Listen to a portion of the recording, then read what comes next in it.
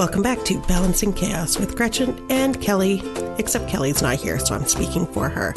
We recorded this interview a few days ago with Jane Drichta, who is the co-founder of the Global Motherhood Initiative and the author of the Essential Home Birth Guide, and it was an amazing conversation, and we got so wrapped up in our conversation, we forgot to do an intro.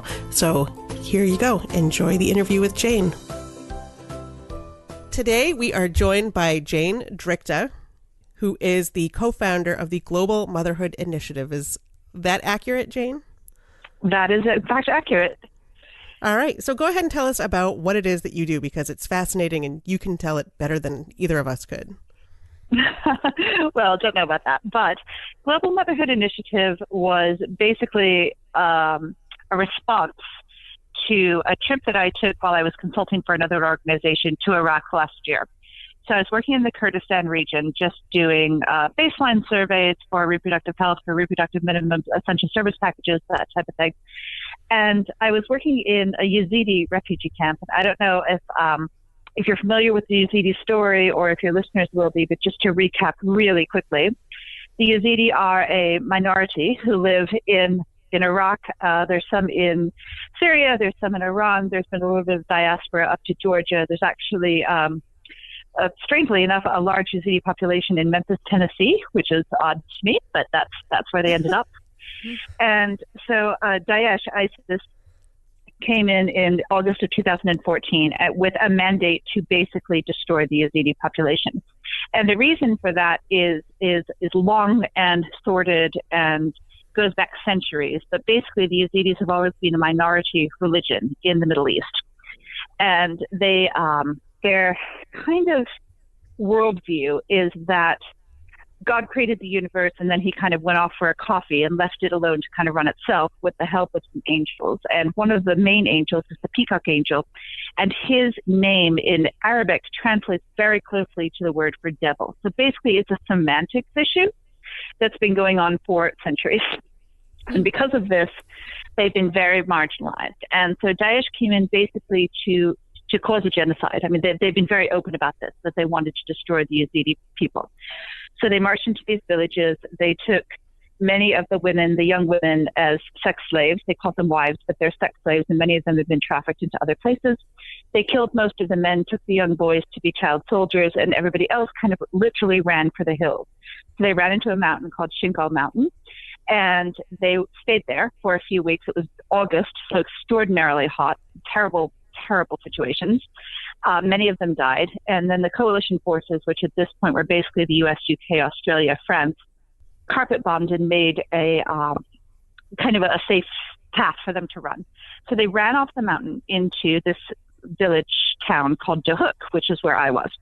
And they were put into internally displaced persons camps, IDP camps, and basically just sat there. And they've been there ever since. So the things in Iraq with Daesh have come down a bit.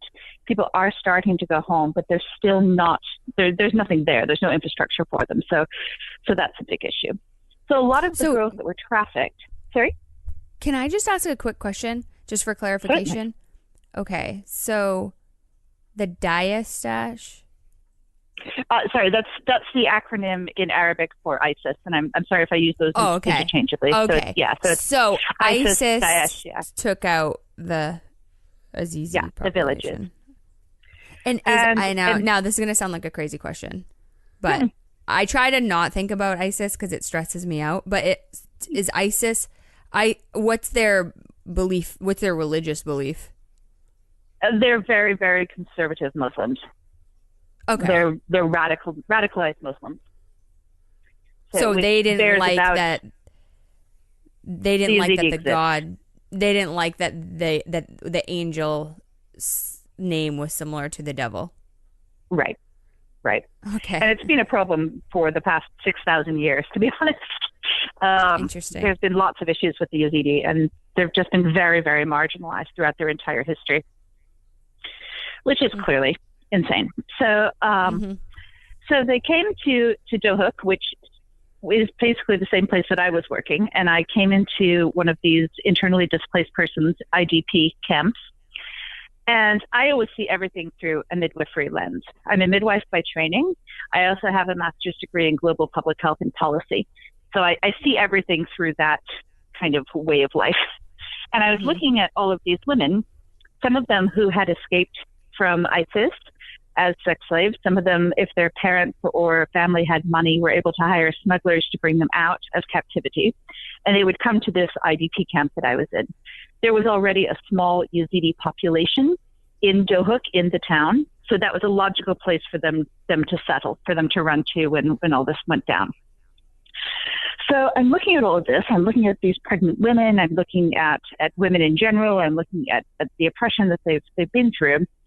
And it was very interesting to me that while there was some maternity care in the camp, there was very little mental health care.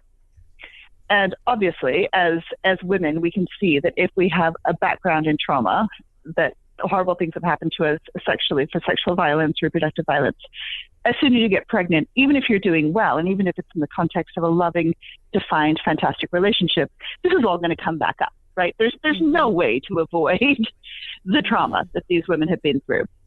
So I thought, right, well, why don't we put the mental health piece and the maternity piece together? And so that's Global Motherhood Initiative. We strive to serve women on both of those ends of the spectrum, the mental health piece and the maternal health piece. So we're opening a clinic in this refugee camp, IDP camp, and that should be finished by the 1st of September. And we're going to have trained, compassionate, lovely midwifery care combined with local peer counselors. So these are people from the community who have also been clinically traumatized. The whole community is traumatized, obviously. If someone tries to kill you, kind of does a number on your head, right? So we're going to have local peer counselors. They're being trained by one of our partners called Network for Africa. And we're hooking them up with volunteer Western midwives, just because there aren't enough midwives in the community to fill that capacity. And they're going to work together with these women all the way through their pregnancies and through the postpartum period.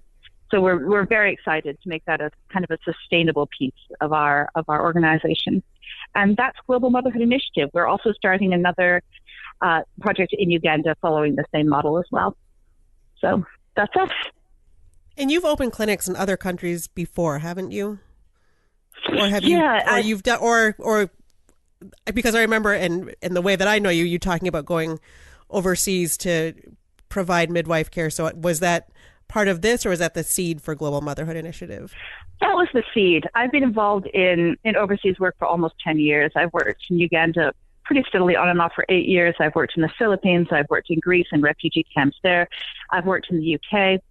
So I had a long kind of history of international work. So it wasn't a massive jump to want to kind of formalize this all into this one project. I did swear that I would never start an NGO, a non-governmental organization. I literally, after working in this field for 10 years, I was really, really concerned with not doing that. I mean, I swore on my father's grave. I swore in different languages. And any definition of the word "I swear I won't do this" is what I did. So that's funny, because here we are. So how do you end up? I've never heard of the Yazidi population. Me either. So how did you find out about this tribe, and how did you find your calling to go help them? Yeah, that's actually funny. And I was just saying to my husband this morning.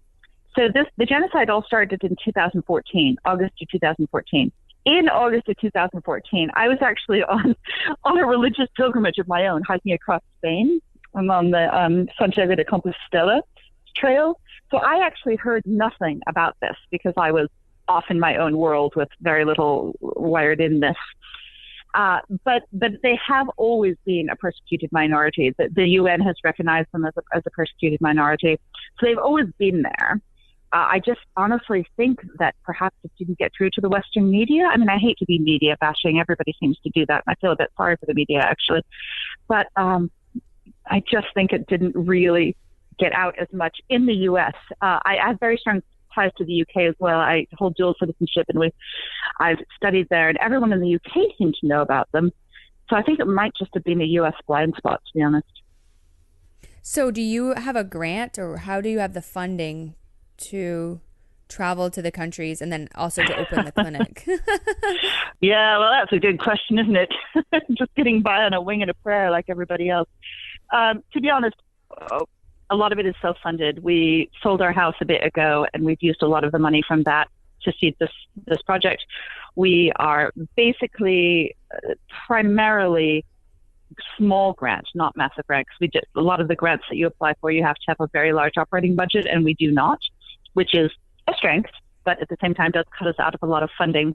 And we're always accepting donations, so spread the word. We will absolutely have the link in our show notes and on Facebook when we post this and everything. You mentioned your husband. Is he going with you? No, bless him. he stays here. He's extremely tolerant of my eccentricities. So one of the things that Kelly and I started this podcast about was because we are of very different religions, and that I am an atheist and she is not.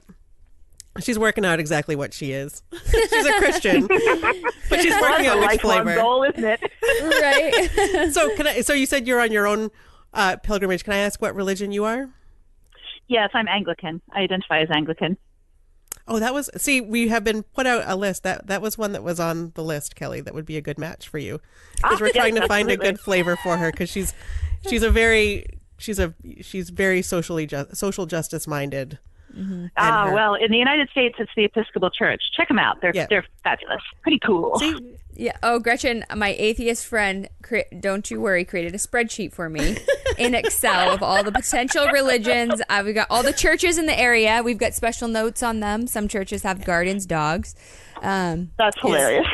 Yeah. And I volunteered to go with her to be the objective observer so that I can tell her if there's that's anything. a good idea. Because Kelly's very positive, so. The Episcopal Church is having a bit of a renaissance thanks to the royal wedding. So Michael Curry is our presiding bishop, who spoke at the royal wedding and basically set some butts on fire. So that's kind of fun. Yes, it was wonderful. So how long will you be in Iraq? So I'm leaving on Monday, and I'll be there for a little over a year. Wow. And are you from Seattle? No, I'm from England originally, and my family isn't. Well, my mother is in St. Louis. My daughter goes to school. Well, she just graduated. Sorry, she'd kill me if she heard me say that. She went to Utah State University in Logan, Utah. So we're kind of scattered. The rest of my family's back in England, and we're kind of all over the place. So when you go, will you make trips home to resupply, or are you planning on being there for the entire year? No, I'll be there for the entire year. I actually have another job in Iraq as well. I'm also the country director for an organization called the Free Yazidi Foundation. And I got in touch with them whilst I was there last year doing other consulting work. And they very kindly have agreed to host our clinic in their compound in the camp.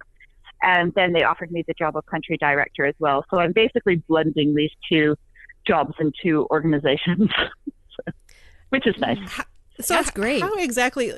How do you, and this sounds so basic, but do you just go on like Expedia and buy a ticket to Iraq? How exactly do you get to go to Iraq? It's actually, the short answer is yes. Not really Expedia, though, because I go through the airlines because I have to have every amount of protection available, and you get more protection when you go through the airlines. But, oh, my goodness, it's hilarious. Every time I buy a ticket to Iraq, and there's been several times, we always get a phone call from our bank. We get a phone call from the airlines back. Mm-hmm. Everyone is very concerned about me going to Iraq, and I suspect they think that I'm part of ISIS. When we tried to open a bank account for the organization, for Global Motherhood Initiative, we had a lot of trouble. We had to go to a couple of different banks before they would even agree to open an account for us because we work in Iraq. PayPal has big issues with people working in Iraq, and they've actually frozen assets on other organizations, frozen donations. I have a colleague who works for an organization called Nurture Project International, and they've got $5,000 worth of frozen assets in their PayPal account just because it all was going through the Iraq stuff. And no one really seems to like Iraq very much, strangely. So where do you sleep?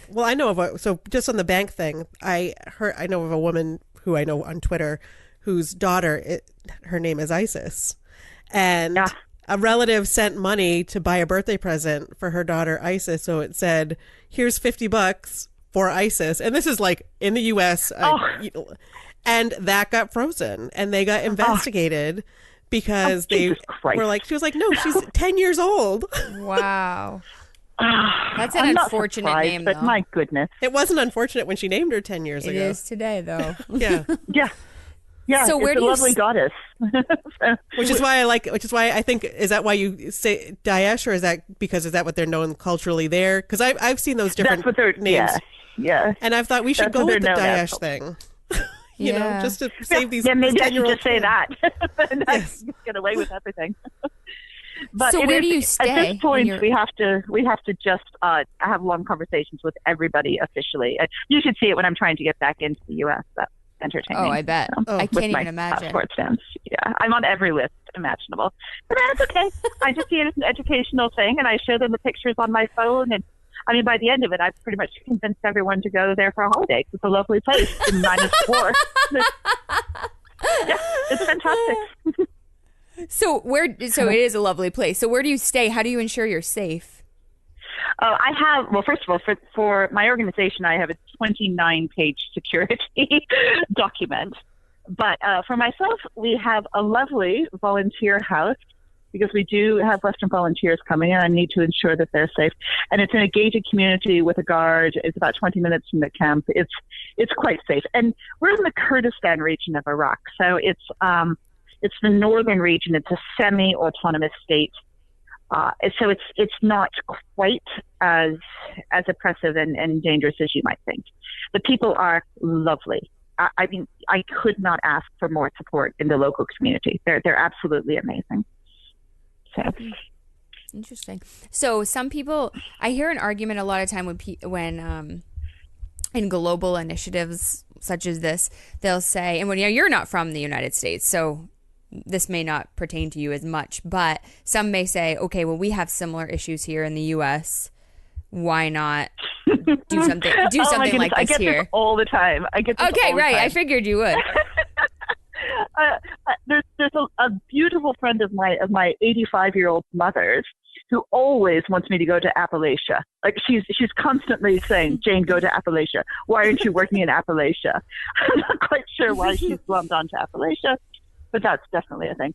I think mainly the reason that I don't stay here, and this is taking out the political climate right now, which in my opinion is abhorrent, and it's difficult to get up and actually read the headlines every day for me personally. Yes, but taking that aside, I've been doing this before Trump, before any of this, so that's just kind of a bonus making me happy to leave at this point. But I always have considered myself to be kind of a world citizen, and that is such a cliche, and I hate even using that. I need to come up with a better thing. But my parents traveled extensively when they were young, which was unusual in post-war Europe. I mean, nobody from the north of England went to Paris, went to Spain, nobody did that, and they did. And so, and as I came along, they kind of took me with them, and we just went all of these places. And it's never occurred to me to have a particular allegiance to a particular country. I have allegiance to causes. I really am offended by ISIS. They offend me. I don't think people should kill people like that. I don't think women should be taken into sex slavery. It annoys me. So I feel like we should do something about that. So I basically go where the cause is. I think what it sounds like too is that you're seeing the area of greatest need, but also you have an amount of flexibility. For instance, Kelly and I have young kids. We couldn't say, okay, we're going to go to Iraq and we'll see you in a year. Like we couldn't do that. But where your family, you have your daughter's grown, you have the flexibility and the understanding. So it's also, Kelly and I could go to Appalachia for a month if we had to. You could donate small chunks of time, but to commit to a greater cause, it takes a really unique set of circumstances to be able to do that. So tell your Appalachia friend that. Yeah. And we've kind of engineered our lives around what I do. We have family core values. And part of that is a lot of anti-oppression work. My daughter is, like I said, she just graduated and she's gotten a job being an advocate for teenagers with sexual trauma. And and so it kind of runs in the family. Like we just do what we do, basically. And we enjoy our time together so much more, I think, because we do these projects and then we come back together, and then we go away and then we do these projects and we come back together. I first took Anna to Africa when she was 15. So I also just slept her along, and she'll be joining me in Iraq at some point, I'm sure, because that's just who she is. But yeah, we just really, it sounds so corny, but we really make an effort to live our values in our everyday life. And I do have a unique skill set that has been cultivated, not to sound like Liam Neeson. I'm not going to be all taken and everything, but yeah, I have a clinical background, and then I also have a policy background, and I did that on purpose, and my family supported that. So even though it's me going out into the world, I'm literally taking them with me when I go, and I know that I couldn't do it without them. My mother is hilarious. My 85-year-old mother, she gets all kinds of flack for what I do. That's for sure. Isn't it dangerous? Aren't you afraid she's going to be kidnapped? Aren't you afraid she's going to, whatever. You can literally be hit by a bus. And I say that because my husband is in fact a bus driver. So I know that people are hit by buses. So, hopefully not by his. Yeah. So there's a little intersection of our of our death wishes, if you will. But yeah, and you just got to keep a sense of humor about it, don't you? You just got to get on with it. And I do think it is very easy to keep yourself focused on your own community or your own circumstance or even your own country. But the more you, like you said yourself, what did you say your master's degree is in? It's in global public health and policy. Okay, global public health. So the more aware you are of the world and how we're all connected, I think the more outraged you can become about what happens in other countries, even if you don't live there, because ultimately it does affect all of us. We're one world, One thing I agree. I just saw this, literally this was 2 days ago on Twitter, and I just looked it up while Kelly was talking. But when you talked about how you live your values, and the Pew Research Group, who I love unconditionally, did a study and released an announcement. And so they asked Americans if the U.S. had a responsibility to accept refugees. And the response was that no group, racial, by age, religious, or political, was less supportive of that idea than white evangelical Protestants. Wow.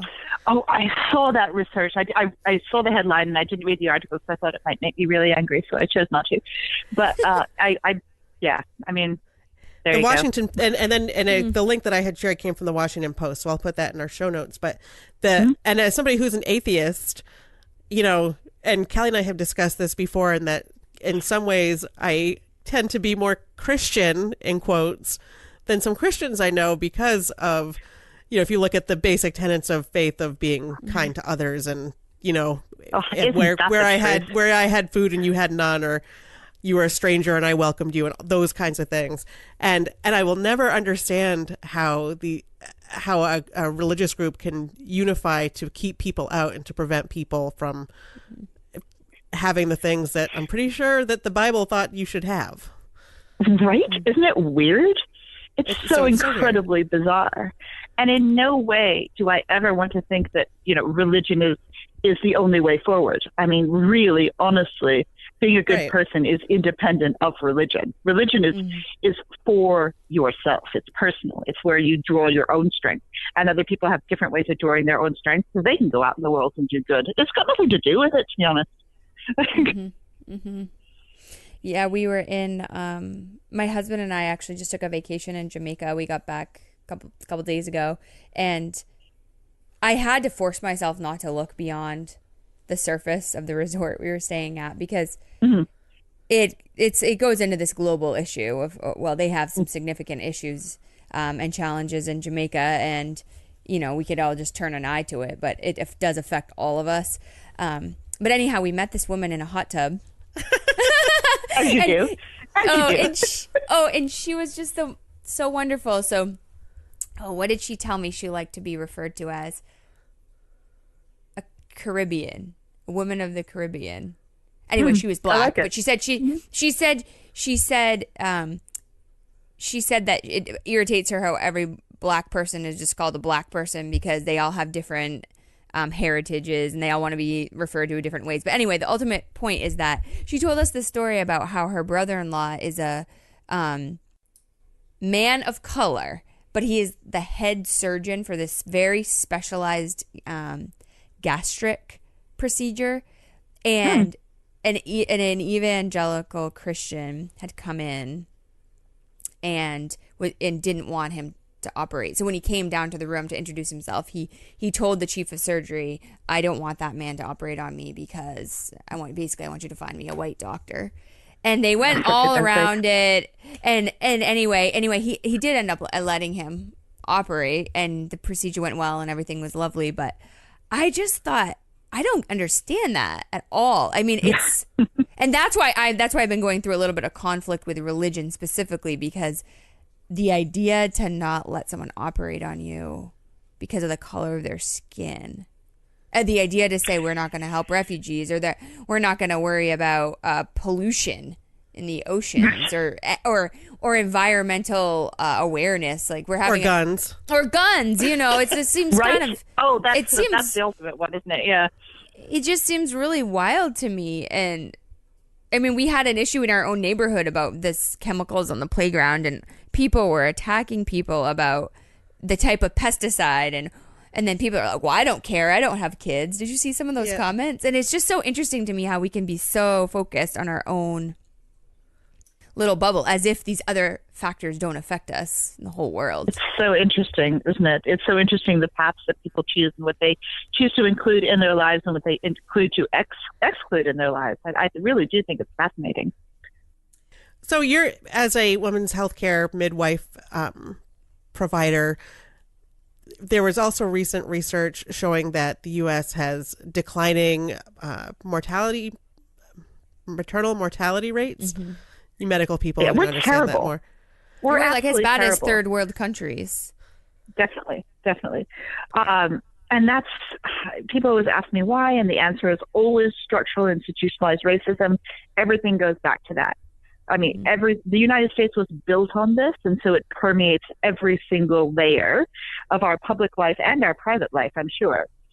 So that's where you have to start the systemic changes, and it's so incredibly difficult, but not impossible.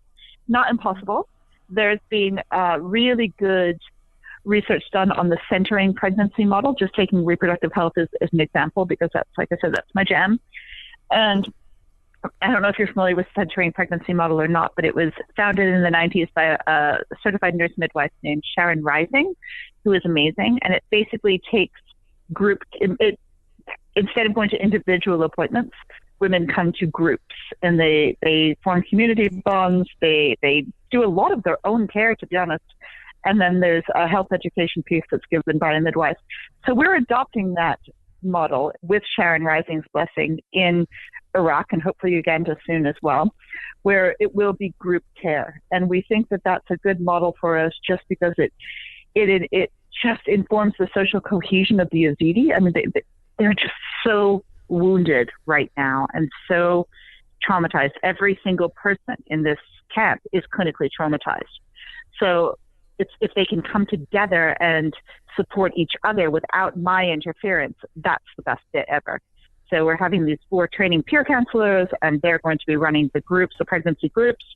And I look for really great things from it, because, people have to empower themselves. We can provide the space, but when the community comes together to support these women, which it has, I think it's going to be fantastic. I'm really, really looking forward to the outcomes from that.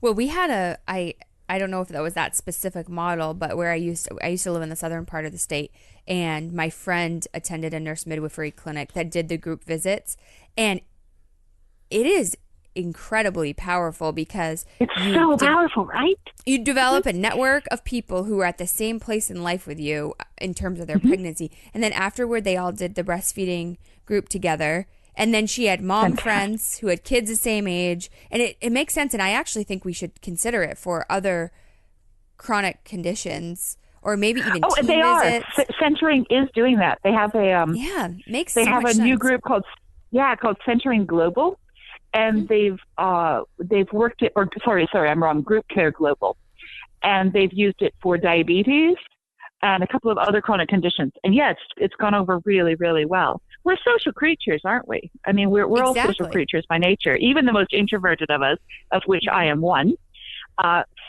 still gain a lot of benefits from being around people that are going through the same situation. It's just human nature. Mm-hmm. Well, that's, that's how I know you, is from a message board. And when when I meet people in real life or have to introduce them, I'll say, these are the people who taught me we learned how to become mothers together on the internet. Mm-hmm. Because Great. there Our was imaginary friends.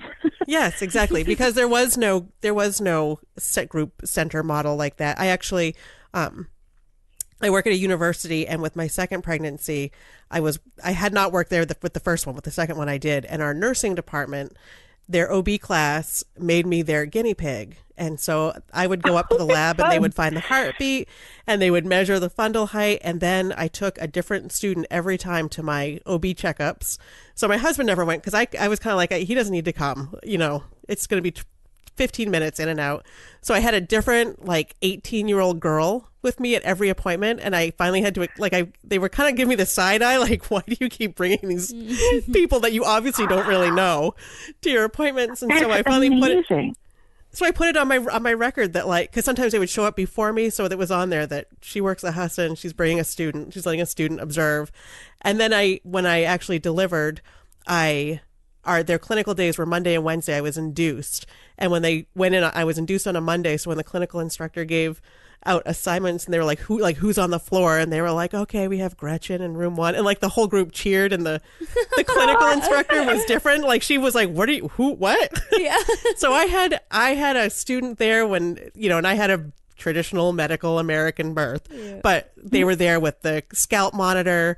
Then they came in 2 days later. There was one male nurse, and no woman would let him do the postpartum check. I let him come in and check my uterus and all of that. So I'm all about letting people learn about anything. But the other part, one of our friends is expecting and is going through a midwife practice locally. And she was saying, oh, it's so great. Every appointment is an hour. And I said, what would you do and I honestly, and I'm very, kind of all business. When I had my OB appointments, they'd go in, they'd check the heartbeat, they'd pee in the cup, check your blood pressure. How you doing? Everything's great. Okay, great. Bye. So I don't even think I could have a conversation for an hour, but I could 100% have had a conversation for an hour with a group of people in the same stage of pregnancy. Yeah. If it was just me and a care provider, I'd be like, I'm feeling pretty good. I think an hour is, there is so much to know, and they don't do a good job. My appointments were maybe less than 10 minutes, and I did a lot of research on my own, and I always thought, I can't believe they're not teaching women this, because I'm an informed person. Right, same here. But think about all the people who are not informed, and they're getting the same prenatal care, if not worse, than what I was getting, which I think mine was all subpar. It is unfortunate. I'm not surprised by our outcomes. It's so funny to hear you say that, because when I was practicing in the U.S., all of my appointments were also an hour. All of my clients. So what do you talk about for an hour? Because I was really but again, I was one who was obviously Googling everything, and I had every book, and I was a self-researcher. Right, and I love people like that so much, because that actually informs the conversation. You can talk about more things with people like that. Mm-hmm. You can get more in depth. Yeah, it's more of a there's certainly a business aspect to it, and there's information that has to be conveyed for people to have a safe birth. But I always loved, and I haven't practiced in the U.S. for quite a while, but I just really loved getting to know everybody's families. I can tell you the names of my clients' dogs 10 years later, literally. That's how much of an impression every single client made on me. And I'm not alone. And other midwives as well. This is exactly the model. But I chose the centering model for this project simply because I don't have the language skills, and I'm only one person. So I can't see everybody for an hour in this camp. I can see some of them for an hour. The ones that are going to need individualized care. Somebody comes up with gestational diabetes. Somebody needs their lab results interpreted for them. Yeah, those types of things are going to be individualized, and that conversation has to happen. But you're exactly right. People are also going to be, particularly in a culture that is not my own, much more free with their peers and their cohort. That's just life, right? You relate to people better who are more like you. So that's another reason we chose this model. How do you prevent yourself from burnout? Because it just, the circumstances that you're going, that you have seen, even providers in the United States, I shouldn't say we because I'm not a provider, but they do see, there are, unfortunate situations. There's rape, incest, sex. I mean, we have sex slaves here in Bangor. It's terrible. I think I think the general public is very unaware of the reality of what's going on in a lot of these areas, but particularly you're going to a place where that's all that you're going to hear and see. So how do you cope with not letting yourself get, the caregiver role strain, basically? I am extremely good at putting boundaries up. And when I'm leading a project, so in this case, I'll be leading a project with some volunteer Western midwives who are there to provide support, a couple of administrative volunteers. So there will be a team. I am absolutely strict on leaving your work at work. Obviously I carry a pager and obviously people get in contact with me at any moment, but we stop work at 6:00. There's nothing around that is going to stop it. I will not allow members of my team to be answering emails at 10 p.m. And I won't allow myself to do it either. You just have to be as disciplined in that area as you are in every other area of your life. Otherwise, it will take over. It will completely take over. But part of that is just experience, too. I mean, when you first get into international global health, you are so passionate and you're so excited and you're so excited to be there. But I think that was burned out of me about 10 years ago. So at this point, we go in, we do our jobs, we're extremely available, extremely accessible, and then we're not, to be honest. I have a whiteboard with my team every morning, and we have a meeting, I write down their goals on the whiteboard, we have a meeting in the afternoon, we see what we've accomplished, and then we leave it and go out for some kebabs. You just have to do it. Mm. So your other caregivers, are they Westerners? Are there midwives from the Yazidi tribe itself? How do you, I assume you mentioned the language barrier, so I assume you have interpreters as well. We do. And I'm studying really hard. So hopefully at some point my Kurdish will be intelligible to a native speaker. At this point, it's probably not. Yes, so we accept both midwifery volunteers and also administrative volunteers. And the reason that we accept the midwifery volunteers, obviously it would be ideal to have people from the community do this care. And if I can find someone, I'm happy to hire them. However, there is just no capacity. Capacity building is a huge, massive thing. And that's why that's why I'm so excited about the peer counselors.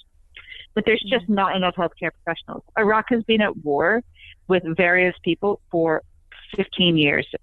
Within recent memory, obviously there's been other wars. But there's not enough people. There's not enough healthcare providers, particularly on the mental health side of it. I was talking with a colleague of mine who I met in another camp. And first of all, he's a man. So a lot of the women are not going to come to him because culturally that's not appropriate, particularly when you're talking about sexual violence and this type of thing. He's working an 80-hour week split between 6 different camps. And that's one person.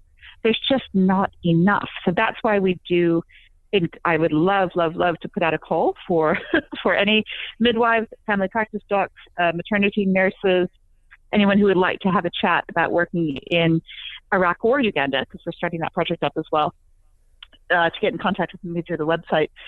It's very difficult to recruit for Iraq, I'll be honest with you. When Western people hear that word, well, I'll ask you, when I say the word Iraq, what do you think of? Just straight up. War.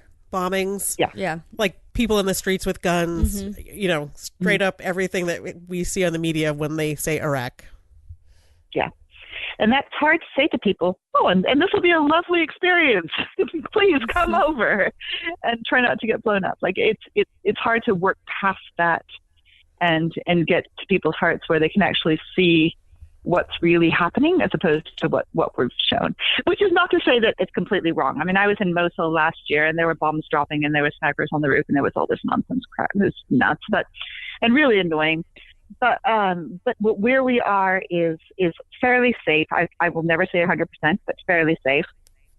We do have extremely good security measures in place that have been informed by security specialists So we feel fairly good about our security systems there.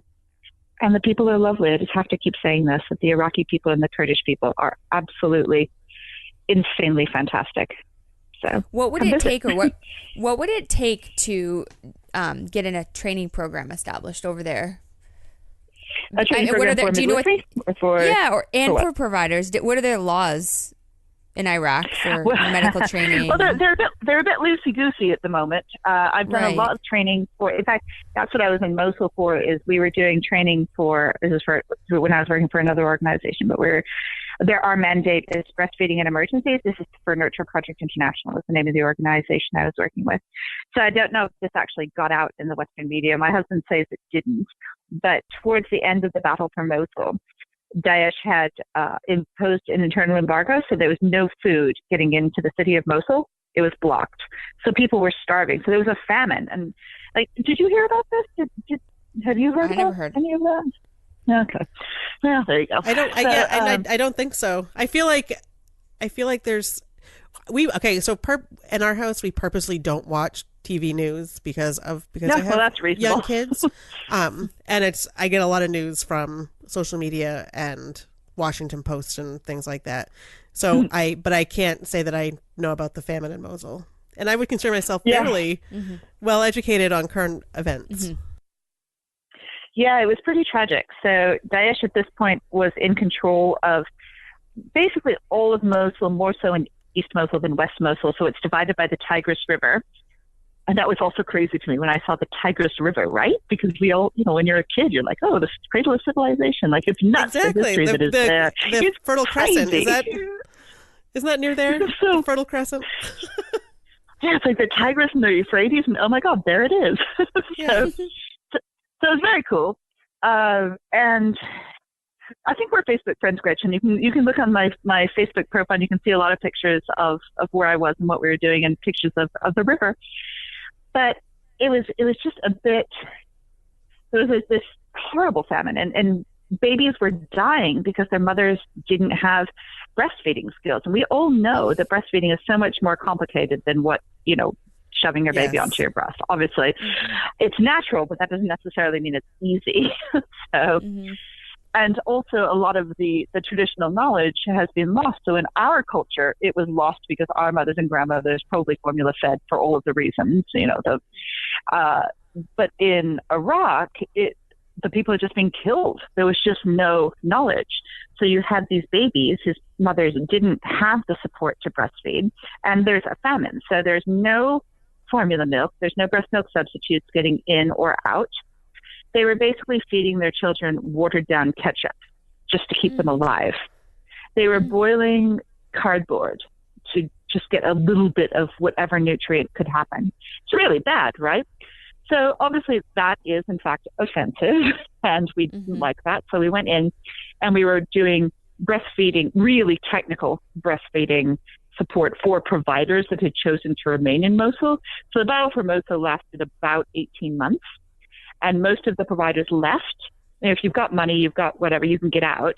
And the doctors and the midwives obviously were an economically advantaged class. But honestly, many of them chose to stay. And they chose to stay with their people, and they chose to just lend support wherever they could. But they didn't have the knowledge. So we're in there doing really technical stuff with them as the bombs were dropping around us, which was really annoying because, the electricity kept going out and, we had to yell, our mics went out.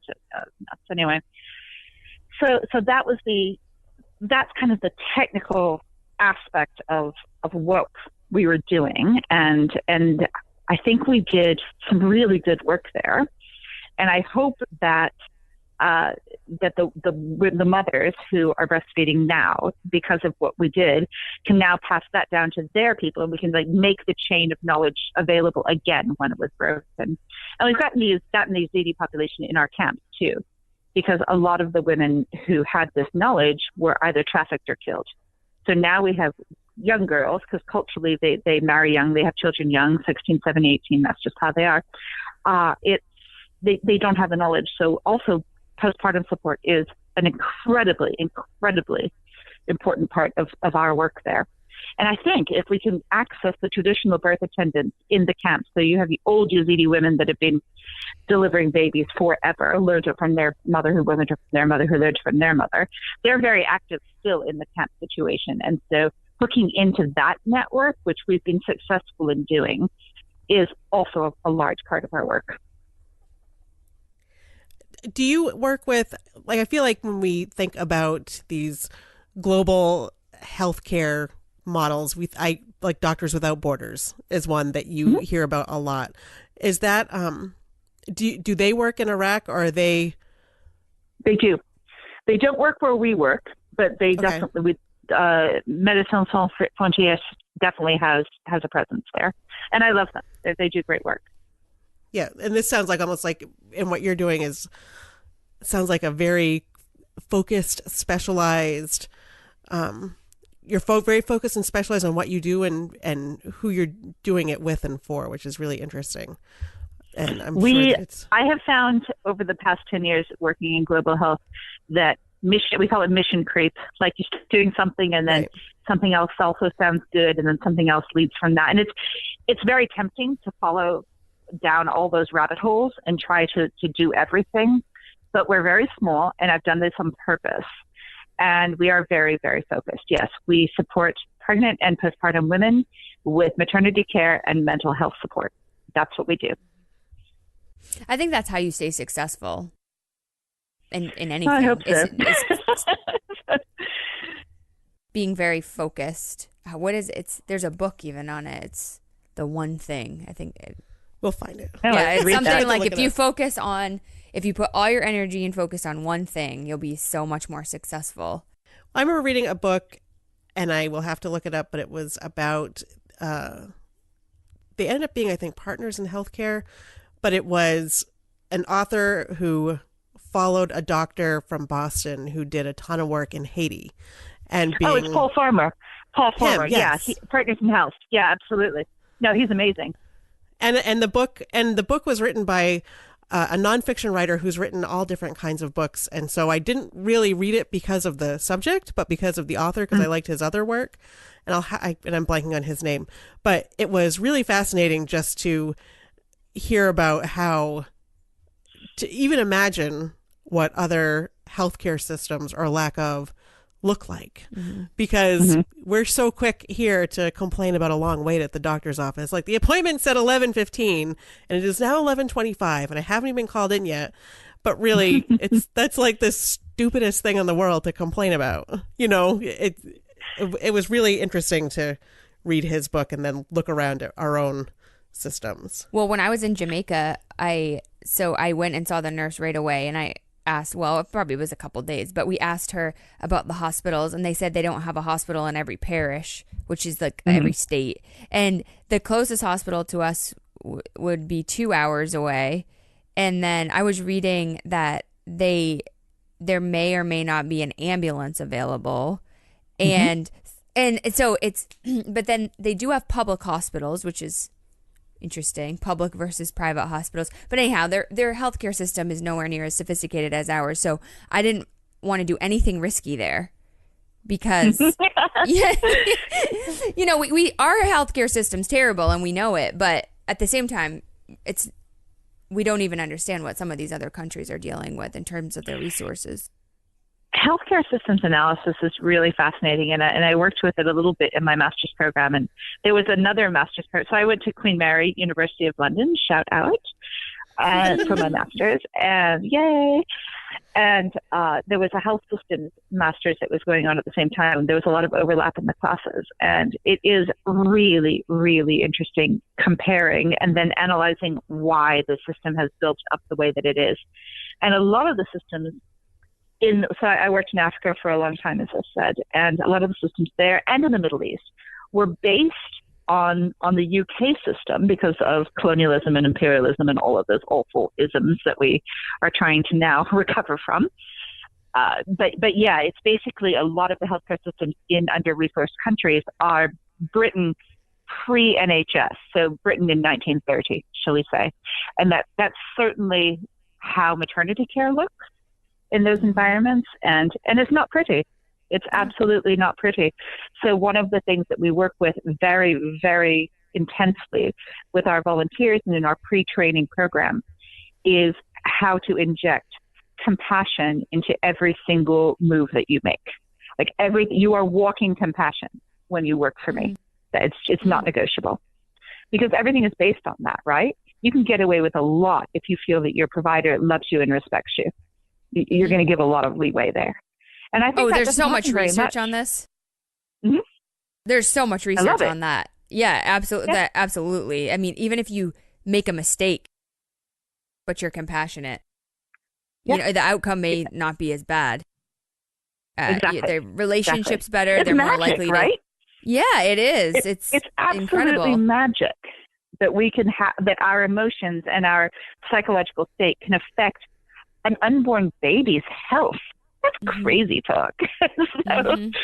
But it is, and that's what we do. We absolutely demand respect for these women, particularly what they've gone through, but all women across the world. I'm looking at the returns coming in from Ireland with the Repeal 8 that's been going on in the past day or two, where they're repealing their abortions and their abortion bans, and it's just like, yes, I thought that was amazing. I've been watching that too, and I've been following it on the Home to Vote Twitter tag, and all these people who are going home to vote, right?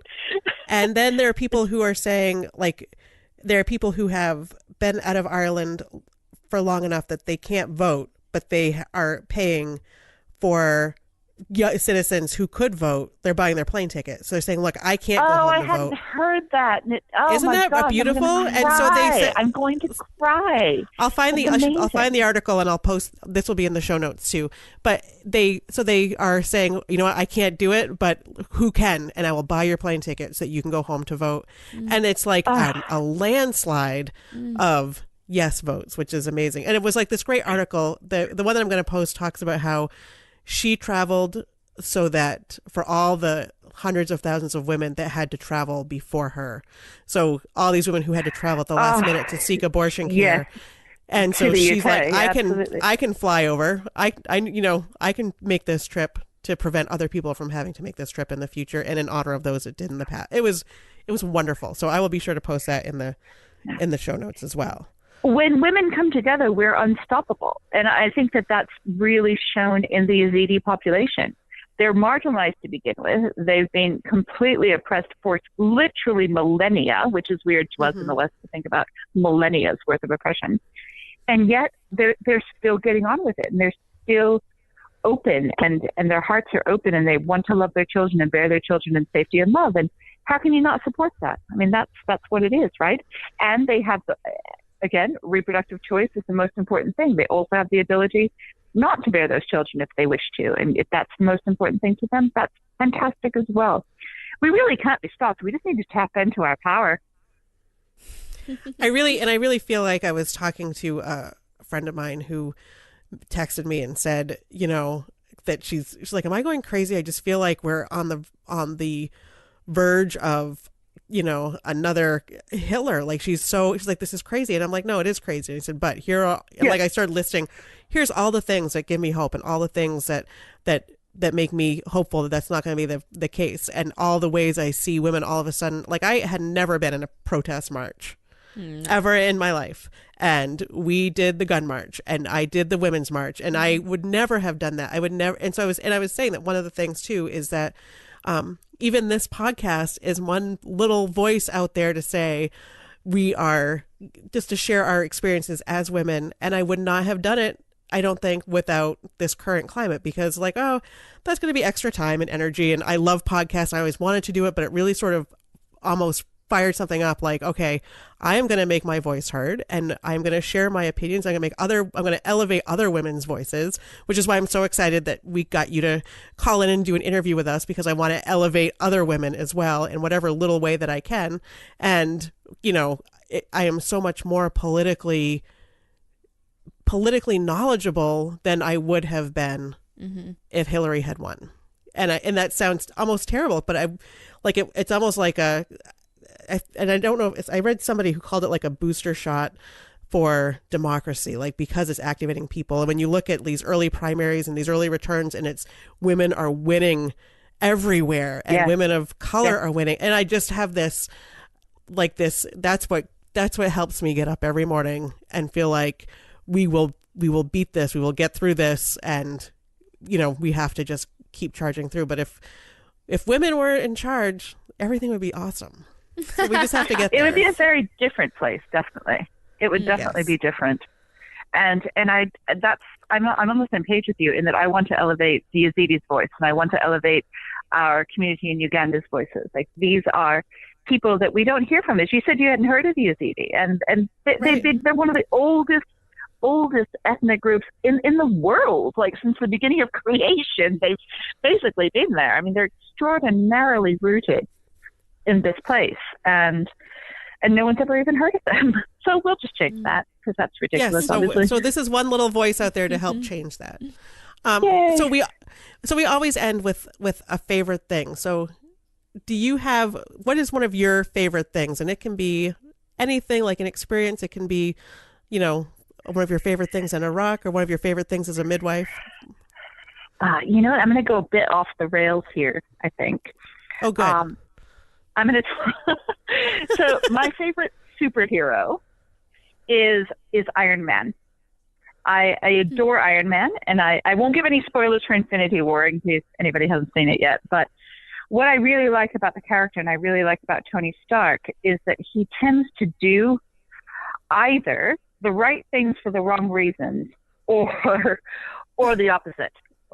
So he either has good reasons or bad reasons, but he just tends to power through. And I really think that one of the other things I admire about him is he's constantly reflecting on his own experiences and what he's done and what the implications of his actions are.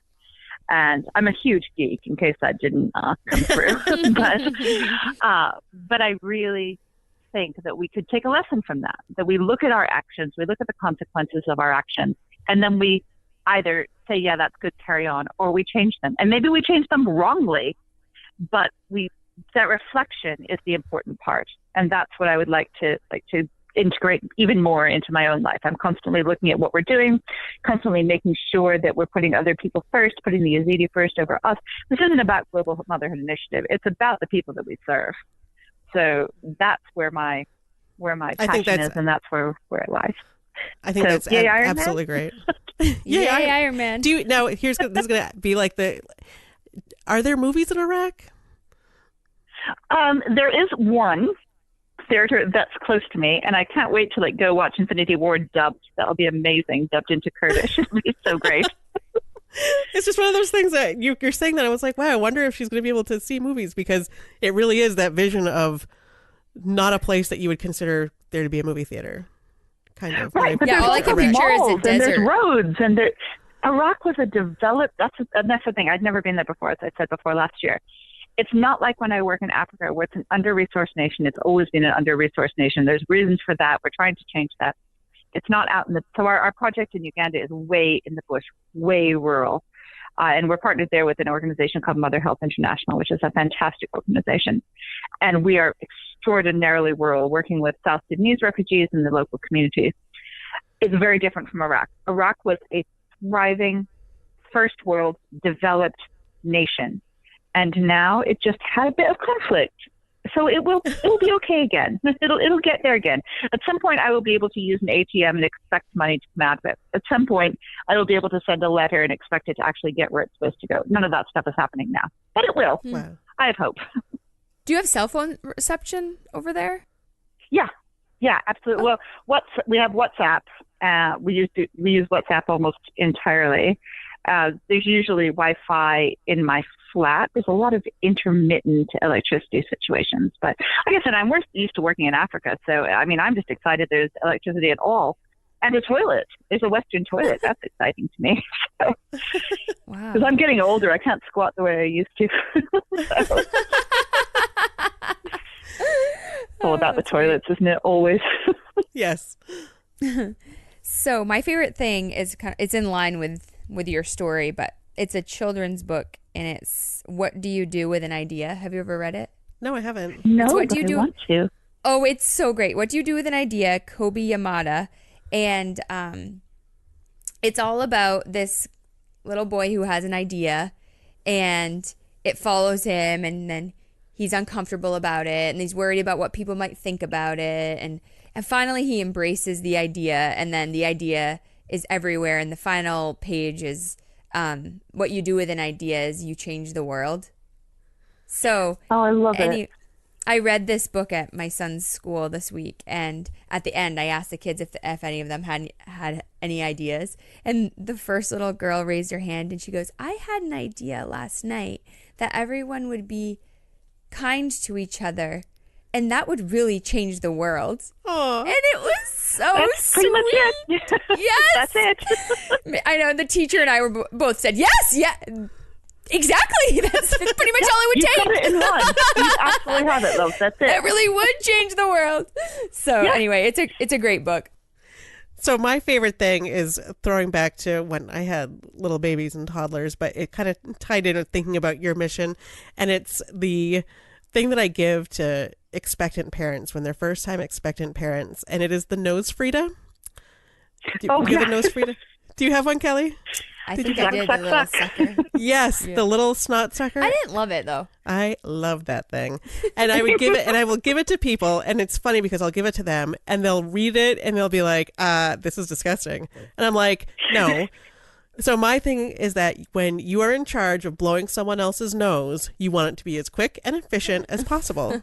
And so I would point out like it has, and so the nose Frida is, for those listening who don't know, it's like a little tube with like a long flexible straw attached to it, and there's a foam filter, and you suck the boogers out of your kid's nose by putting the hard end into their nose and sucking on the straw, and it works amazing. Okay, I don't have that. Oh, you don't have? No. Oh, it was That's disgusting. She was a nurse and she thinks that's disgusting. I don't, all nurses have their weakness. What, do you have a weakness? Absolutely. Yeah. Absolutely. Mine is vomit. I don't love the smell of vomit at all. I have to breathe through my nose all the time when people are vomiting. Yeah, so mine's phlegm, sputum. I can't. One time I gagged in front of the patient because I was supposed to be collecting a sputum sample, and I almost vomited as I was doing it. And there was a tech in the room with me, and she goes, oh my, do you want me to do it? And I said yes, because I honestly almost vomited. I do not do sputum at all. Well, I was in charge of boogers and Dave was in charge of puke, so I did that. But also, so I give it to them. I say, fine, maybe you'll never use it. However, we also used it one time. One of my daughters stuffed a pom-pom up her nose, and we could look up and see this orange pom-pom up there. And I was like, I'm getting the nose Frida. And we sucked it right out with the nose Frida. So I give it to them and say, I said, so fine, if you don't want to use it for boogers, one day they're going to put something in their nose and you're going to want to not go to the ER to figure out how to get it out. So keep it. You can save your $500 copay or whatever. Honestly, to a person, when I give that, by about 6 months, I get a text or I get an email. Mm-hmm. And they'll be like, okay, you were right. That thing was awesome. Because their baby is so inconsolable and can't breathe and snotty, and the little bulb is useless. And they just can't. So finally they say, it's 3 a.m. I'm going for it. And then suck, 2 seconds. It's done. Their baby can breathe. Everyone's asleep. Everyone's happy. So my favorite thing is a nose free. I'm almost sad that my children have outgrown it. I threw it out a couple months. Yes, I do not want to see you sucking your children's noses at this age with that nose Frida. Yeah, they probably wouldn't enjoy that very much. No. Come here, Willa. Got something for you. I'm going to take care of that snotty nose. So if people want to... go ahead. If people want to support Global Motherhood Initiative, how can they do that? So is the best option cash money? The best option is cash money, unless you're a midwife or a psychotherapist, in which case I'd love to speak with you. Okay. But yeah, honestly, it sounds so boring, right? But money is the best way. I like to buy all of our supplies on the economy while we're there. Also, just plugging money into the Iraqi economy to get it built back up where it should be is really important to me. So it's not just the mothers, it's the shopkeepers and the guy that owns the chemist shop and all of this. So yeah, money's good. I know it's boring and pedestrian, but please. Well, that's the case too. I mean, you hear that with people do these food drives and try to make it meaningful by having you bring in a can of soup. But if you had just given them, if you eat $5, they can buy so many meals with $5. Oh, and versus the can of soup. Our Good Shepherd Food Bank. I don't know if this is national or this is just our local, but the food that the pantries can get from Good Shepherd is actually really high quality food.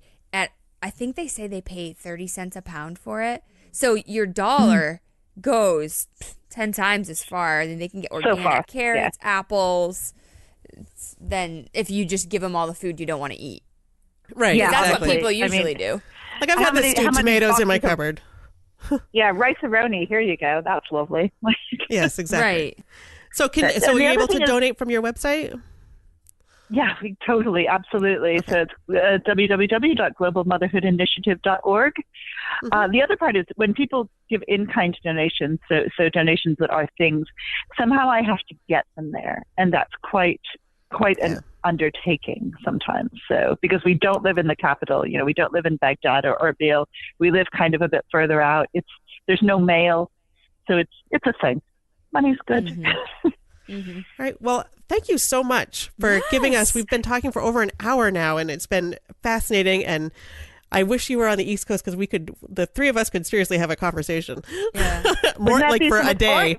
Come do a site visit. Come out to Iraq. See what it's like. I love to host citizen journalists, and it would be amazing. So don't just laugh and forget it. It's available. It's there. Come to Iraq. When you first started talking, I thought, this would be a great place to bring the nursing students. But then I quickly realized the risk management department would say of the university. You're day, isn't it? definitely not bringing nursing students to Iraq. Nice try, though. I know. Maybe in a year or two, when things are a bit more stable, we can have a chat. But I'm aware. But yeah. But it is fantastic. The Iraqi people are amazing. The Kurds own a piece of my heart. Like they just take up residence in my chest. So there you go. Thank you so much, ladies. I've had such a lovely time speaking with you. Yes, and I hope you have a safe journey. And I'm not sure if we are Facebook friends. We're in the same group, but I might add you. Are you able to access Facebook when you're over there? Yeah, I am. So and you can. So I'm gonna if we're not already, I'm gonna make sure that we are because now I'm invested. Yeah, I'm gonna add you too. Perfect. Absolutely. And I'll show you all the fantastic Yazidi people and all the fantastic archaeological sites and just why everyone should come to Iraqi Kurdistan on their holiday. All right. Well, thank you so much. If you have enjoyed listening to Balancing Chaos, please tell 2 friends, and you can always leave us a review on iTunes or Stitcher.